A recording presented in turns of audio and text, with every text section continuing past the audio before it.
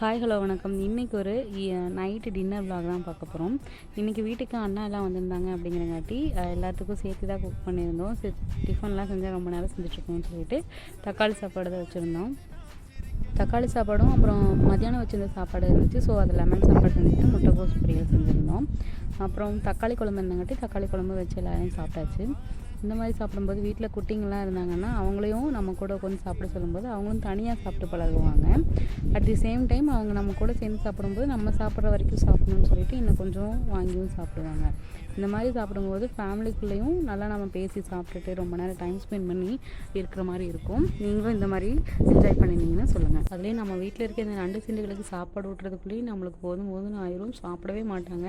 இந்த மாதிரி நம்ம எல்லோரும் வந்து அவங்களுக்கு தனியாக பிளேட் கொடுத்து சாப்பிடும்போது அவங்களும் இன்னும் கொஞ்சம் வேணும்னு சொல்லி வாங்கியும் சாப்பிடுவாங்க. நம்ம கூட நல்லா அவங்களும் தனியாக உட்காந்து சாப்பிட்ற மாதிரி இருக்கும். தேங்க்ஸ் ஃபார் வாட்சிங்.